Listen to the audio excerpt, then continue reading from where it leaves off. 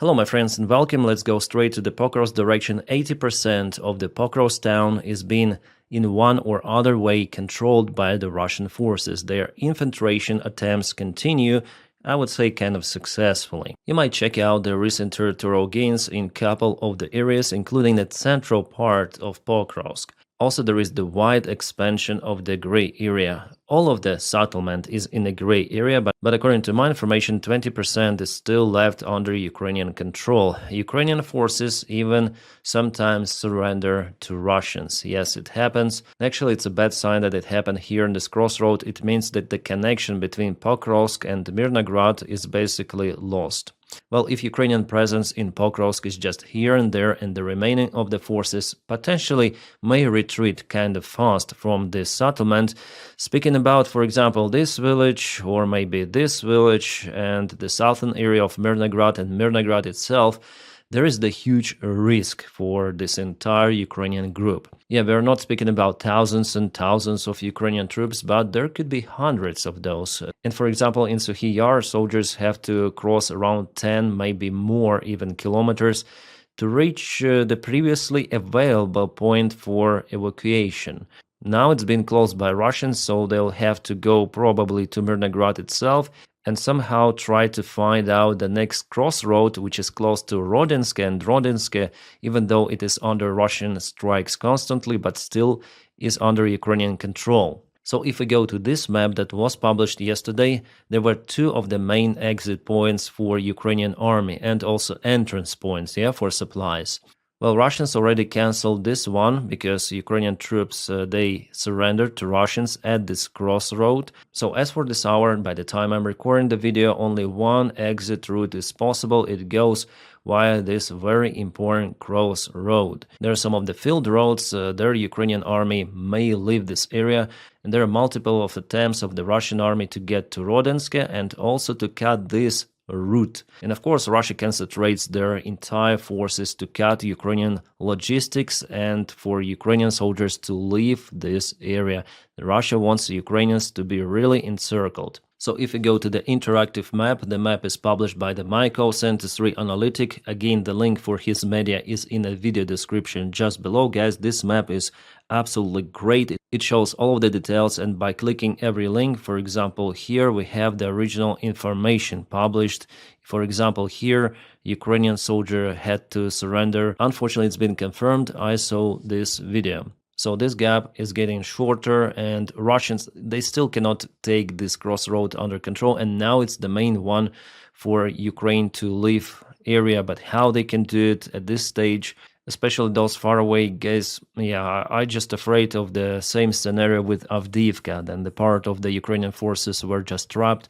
Here it could be the same. Well, still, it's not going to be some sort of the Bakhmut stuff. Then Ukraine lost lots of the infantry in defending the city, but it's the huge demotivating factor for Ukrainians in general if our military command doesn't do those evacuations at the proper time and waits until the final moment to somehow save the lives of our soldiers. And they all say the main priority are the lives of the soldiers and so on, but they still want to keep settlements till the last very end, let's say. And deploying GUR, well, as for me, it doesn't help because Russians continue to advance. It's simply not enough forces to compensate this push that Russians now have, and they pour more and more forces here to this direction. My friends, on this channel I tell the situation as it is. I'm not sugarcoating it or something. No, if there is a mistake, I tell about it. If there is a difficult situation, close to catastrophic one, I also tell about it. And leaving just one crossroad, which is more or less under Ukrainian control, but still been attacked by multiple of the Russian drones, well, it's not okay situation, as you may understand. So Pokrovsk direction is completely messed up for Ukraine. And you can blame Russians for it, but I would blame poor defense of Ukraine. Or it is better to say too late decisions done. And there is no any freaking way for Ukraine to save Mirnograd and Pokrovsk. They will be occupied in the coming days or weeks maximum. Why? Well, because Russia has more army men, more resources. Ukraine should concentrate on defending the main defense line in Donbass. Use it for defense at least to avoid those kind of the cases. Then Russia went forward to Zoloty Kolodets.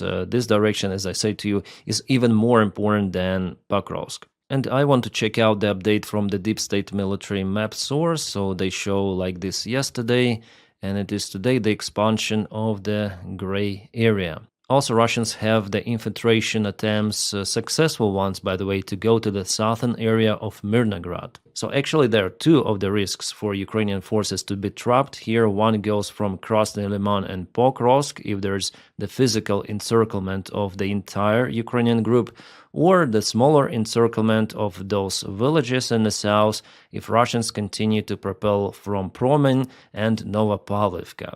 So again, how to withdraw from this area, and to go to Mirnograd, you have the close proximity encounterment with the Russian forces, and here is a very small gap. Yeah, very difficult situation, guys. What can I say? Yeah, I say what I say. I just hope that Russia fails with its encirclement attempts, but the chance for them to be successful is pretty much high, and our soldiers on the front lines, our military command, volunteers, they were all screaming about this possible situation days ago, but Ukrainian military command was not too fast in taking the decisions to withdraw the forces out.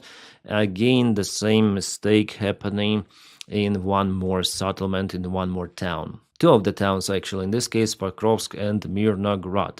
And my friends, thank you so much for watching me, even then I tell about the bad news. I think that this journalism work is important. I consider myself now at this stage as the independent journalist. With the audience I have, it's kind of big. Every of my videos got at least 200,000 views, so it's important for me to get the truth to the world, to understand for the Western audience what is really happening. And if we all tell the truth, maybe Ukrainian military command would do something differently next time. Because Ukrainian influencers, also like Sternenko, the biggest volunteer of Ukraine, he also tells the same stuff that I tell you here on this channel. He's just a Ukrainian speaker, he speaks Ukrainian. He has the huge audience within the country, but for me, I also need to say about those things. Yeah, we'll have some of the good news in this video. Some of the kabooms happen on territory of Russia. Those may look already like regular incidents, but actually it is really outstanding that Ukraine is capable to hit Russia that far and that hard. So of course I'll speak about it, but now let's continue with the situation update on the front lines. Okay, Deep State gives us the Russian advancement towards Novoplatonivka, and it happened. Yes, Russia also increased its presence towards Borisivka. They're kind of close or already in Borisivka and Andriivka small village. There is one street, and the idea for Russians is to get to Oskil River here. As you might see, they already created the pocket between Kupiansk and Senkova, and they want to create smaller pocket here, advancing with this attack vector. So Ukraine should withdraw the forces, but Russia will increase its presence and will create the bigger bridgehead. By the way, probably this bridge is gone already. Well, in general, Russia cut all of the supplies across the Oskil River, so potentially Ukraine will have to withdraw the forces if Kupiansk is not liberated. Well, compared to Pokrovsk, actually Ukraine has higher chances in Kupiansk because there is the counterattack now ongoing towards Holubivka village in attempt to trap the entire Russian group. I told about it in my recent update yesterday. But still there is a big question about this counteroffensive operation from Ukrainian side. Plus there was the Russian advancement not far away from Dachne, but this attack vector was cancelled by Ukraine already. That's the information I have. I would say it's the most successful direction for the Russian army if we speak about the territorial gains. And we also have the information about the possible involvement of the South Korean troops in the war again. At least the intelligence of the South Korea reported that 5,000 military construction workers were sent to Russia and 1,000 of them were spotted right at the border with Ukraine. This source says that they're involved in reconstructing the damaged facilities, but we understand that those are just the North Korean soldiers which could potentially take the part in war against Ukraine. They already did it in a Russian region of Kursk, but Russia counts the occupied regions as also the Russian territory. North Korea recognizes Donbass as the Russian territory as well. I mean, Donetsk and Luhansk Oblast, so potentially, officially, according to their documentation, North Korea could be involved in fighting a Ukrainian army from the Russian side. For now, I don't have the real videos from the drone cameras confirming, but I think it may happen.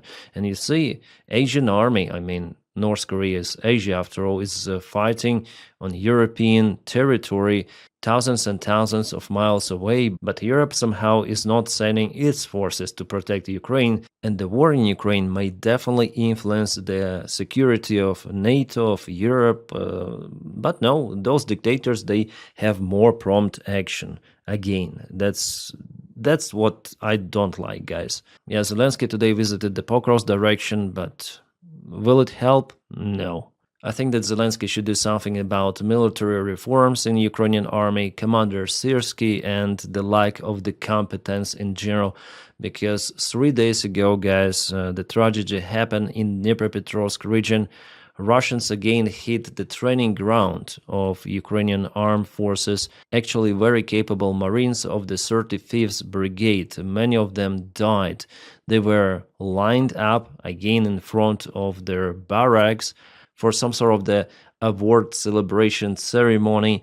Russians somehow knew about that location. They sent their Orlan drone that coordinated the strike of the ballistic missile Iskander. The result, many wounded, many flatlined. There was the big report of the brother of the soldier who lost his life in this Marine brigade 3 days ago. He said that the guy was fighting since the very start of the war. He was in Bakhmut, he was in all of those crazy difficult operations, but he was unalived because of the recklessness and incompetence of Ukrainian command. Yeah, it doesn't mean that all of the Ukrainian command is incompetent, but the system itself is crazy, guys, and I'm tired of speaking about it already, but I have to because it's the real problem, and each time it happens, no one gets punished. That's the huge problem for Ukraine, probably one of the biggest ones, and it's also the demotivation factor for Ukrainian volunteers to join Ukrainian army. The war itself is risky, especially against this huge enemy as Russia, with all of the resources and support Russia has,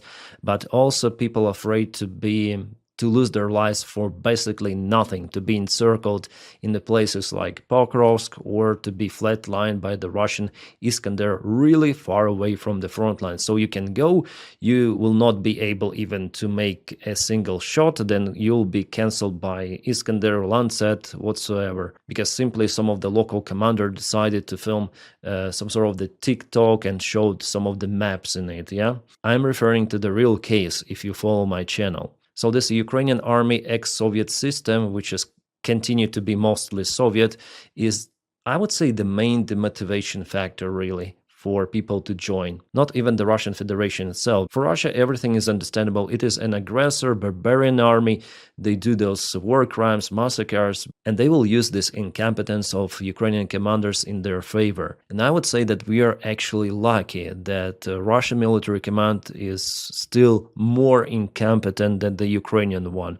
But the small Soviet army cannot win against the big Soviet army. So for sure, in Ukraine, there should be reforms. We all screaming about those with all of the volunteers and sane officers, and they are not happening. No one gets punished for their wrongdoing with those crazy strikes on Ukrainian positions for basically nothing. For award lineup troops, what are you doing really? It's 21st century, 2025. Lots of the drones, Iskanders, are capable to cover most of the Ukrainian territory. It's crazy. And those visits of Zelensky somewhere, like, do your job. Speak with Syrsky for reforms and everyone will be happy. Ukrainian soldiers, for sure. Well, Ukraine is also using the similar tactics to track Russian vehicles. For example, it was Grad system. Our drone, surveillance drone, was operating in the area, And later on, Ukraine caputed it with their own type of the Lancet drones, I call them. Those are very effective as well as the Russian Lancets, but Russia invested a lot into the serial production. Ukraine is still in lack of those resources. Ukraine needs absolutely more of everything. This freak again with his Wunderwaffe, Burevestnik, what and other shit he mentioned today on his conference.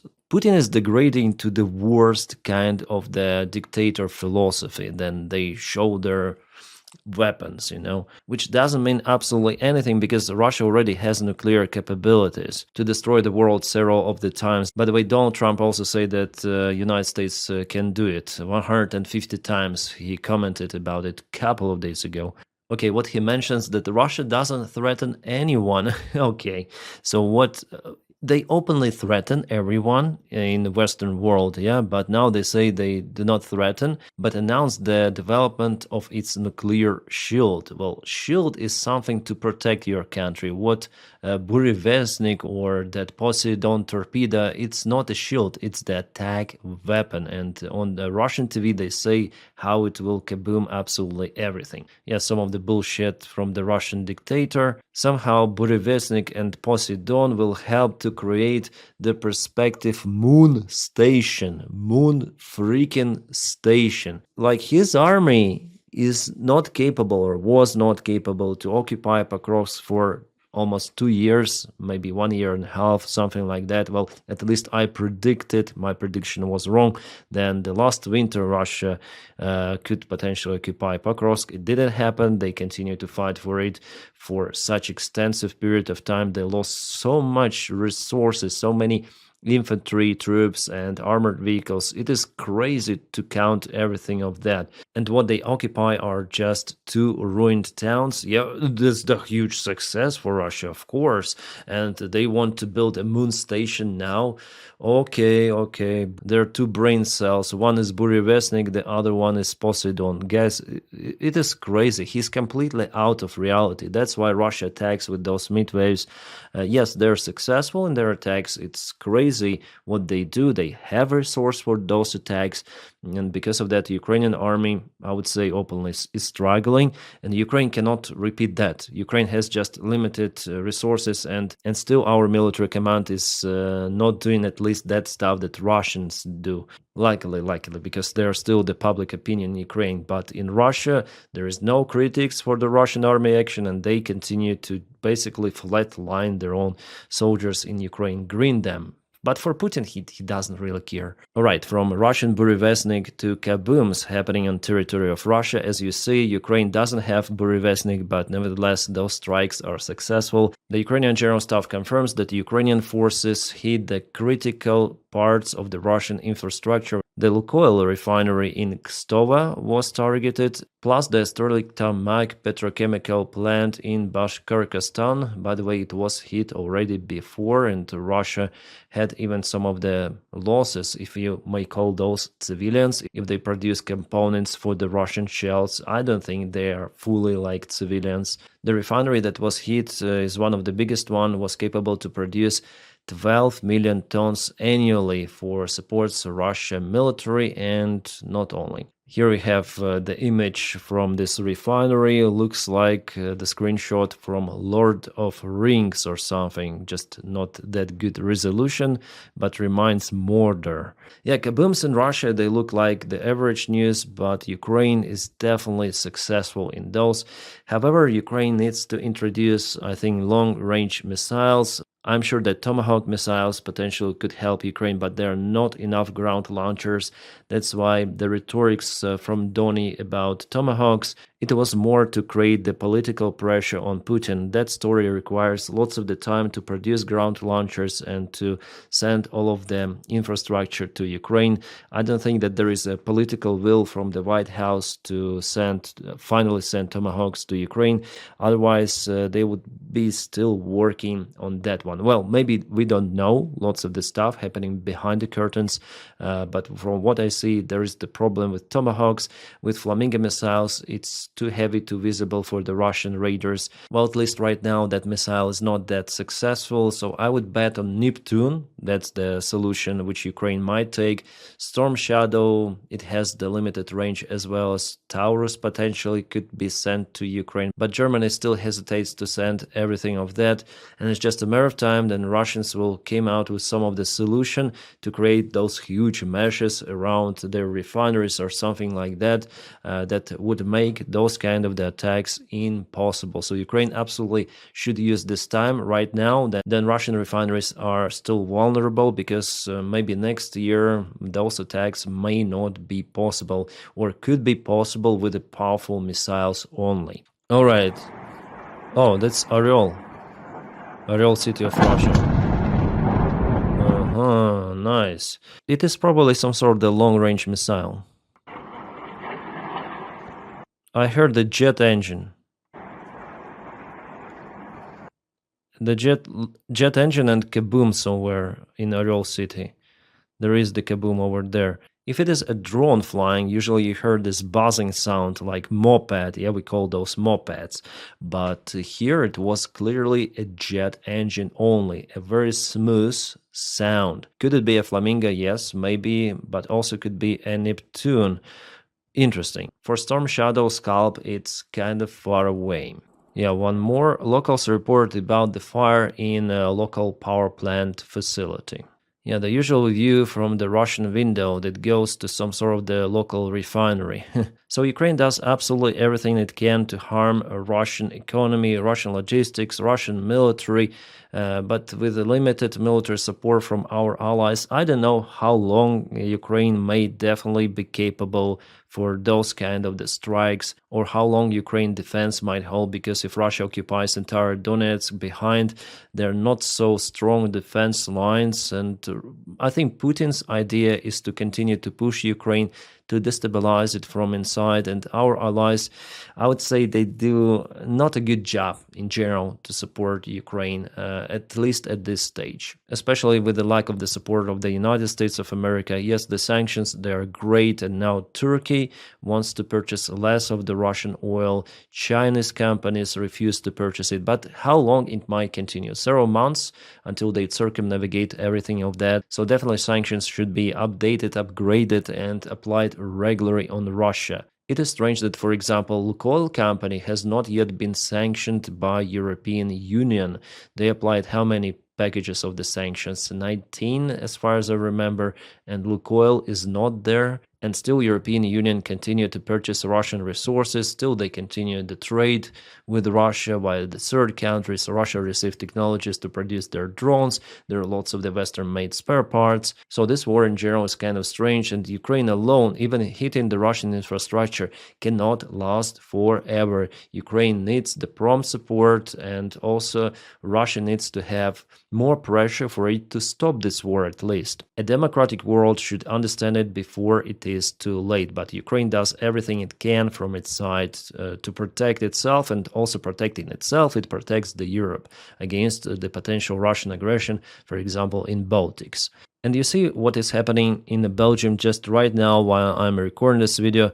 The drones were spotted and entire airspace of Belgium was closed. Airplanes are just circling around the airfields, some of them exiting to the other countries because of the provocations. I'm sure that those are coming from the Russian side. Russian jets are flying into the airspace of NATO, Russian drone provocations are elsewhere, but Europe continued to work with Russia. Not the full scale as it was with Angela Merkel, for example, but still there are kind of the close ties, business as usual attempts. Those leaders of the corporations, their high top managers, they don't care about the threats for Europe, they want money. That's the downside. Unfortunately, Europe should wake up until it is too late, and support of Ukraine is very freaking important. They need to listen Putin than he says about those threats. Yeah, we're not threatening you, but we have Burevestnik, we have Poseidon, we have everything. Be aware. Alright, one more sign that Putin doesn't want to stop this war. It's in Russian, but I can translate it to you. So Putin signed the degree of the mobilization to the Russian military service of the Russian conscripts, they say. that now will go for entire year. Before there were 2 times a year, then Russia mobilized those conscripts, but now Russian army may do it 24/7, 365, whenever they need those soldiers. Also, Russia started the massive recruitment of the reservists, those persons who served in the Russian army before. The Russian military command explains it as the mobilization of the Russian men to defend the Russian infrastructure on the Russian territory. But please tell me how those soldiers, what they may do to protect the Russian refineries, for example, against the drone strikes. Will there be some sort of the mobile groups created, but they do not require that sort of the massive mobilization of the reservists? So the scale of the recruitment and those processes, they tell us that Russia wants to get more army men to the army, and the volunteers are simply not enough to cover the Russian losses, especially those which were happening for the last couple of months. I think that Putin still doesn't want to announce mobilization openly. He is searching for alternate variants till the very last moment, but finally I think Russia will be forced to announce a new massive one. Russian soldiers, those who were just mobilized to the Russian army, mostly volunteers. Old, young, doesn't really matter, but they still go to the Russian army. Some of them more. So Russia still has, like, you see those elderly guys here and there. I think they're close to 60. This guy he looks more than 60 years old. Oh God. And this one also. But still there are some of the young future soldiers. That's crazy. Also more, this channel Parapax publishes all of those kind of the local videos which Russians share in their groups, and still elderly guys are this young, but many elderly as well. Usually those who live in the poverty or have some of the problems, they go to join the Russian army. They think that their lives could be improved, but usually it's not like that. Usually their lives are being cancelled. Yeah, that's what happens to them. Going somewhere, scrolling, probably obtain some of the wounds. The situation is not that great on the front lines. The crouch battalions, but again, we shouldn't underestimate the enemy. Russia has lots of those army men, and Russia has the part of the army which is very, very capable. Yeah, those guys are usually being sent to the straightforward meat attacks, but some of the Russian army may attack from the flanks. They have very capable forces. Russian Marines, paratroopers, so because of the resources, it's strong, and also because of the experience, military experience. It's not what it was in 2022, and we should understand it. I guess Ukrainian media also did kind of the terrible mistake before telling, oh, those are just chmobiks in the Russian army. Ukraine can nail them, and definitely Ukrainian army was successful in autumn of 2022, but now those kind of the breakthrough attacks operations are not possible simply because of the drones and the kill zone which has been created on the front lines. And Russian army is also not capable to advance that fast, at least right now. Then Ukraine keeps the main defense lines under control, but there is always the risk for the Russian army to break through that Ukrainian defense. So the real picture should be told. The Russian army is damn strong. Our officers are telling about it. Their Rubicon drone unit is very, very capable, and they have up-to-date gear. Luckily, there is the only one unit like that in the Russian army, but definitely this enemy is damn strong. And if we tell that they're chmobiks, they're hobos, sometimes they have those narcomans, alcoholics also in the army, but that's just the part of them. If we call all of them like that, what it means for Ukrainian army if Ukraine has to retreat under the pressure of those so-called alcoholics or ex-prisoners. No, Russian army is damn freaking strong right now, compared to 2022. Nevertheless, even the Russian army has its own resource, and for Ukraine it's important to continue on defense to exhaust Russian army resources. Probably it's the only thing which may force Putin to at least stop or freeze the war, because for Ukraine it's actually profitable to freeze the war right now, because Russia gains more ground on the front lines, and Russia still has an advantage over Ukraine. That's why maybe they continue the move. In the very best case, Russian soldiers are being evacuated from the front lines with a minor wounds. Here you can see it was a minor wound. I guess there was nothing to be hurt inside, as for the most of the people who signed the contract with the Russian army. Yeah, the standard Putin's supporters usually keep that box empty. Yeah, some sort of the dark humor, but yeah, the reality is like that. The only exit ticket is wound. Not just the average wound, but something really special. Just breaking while I'm filming this video, the air crash happened. It's McDonnell Douglas MD-11 cargo for UPS, I think. Yeah, crashed in Kentucky Airport, United States of America. Just obtained those horrific news, retweeted those on my social media, and of course, I gonna film the video about it on my aviation channel. Reports say that the aircraft crashed just after takeoff. You can see that there are some of the cars parked. I wonder if it's dense populated area or not. I just hope not. Yeah, this year in aviation is very tragic. Guys, thank you so much for your kind support on Patreon and on membership of the channel. You make my job really possible. If you want to join Patreon, the link for it is in the video description just below. And for membership, well, the button join is somewhere over here, just under this video. And you may do it only if you want to support me. I'm not begging you for some money or something. No.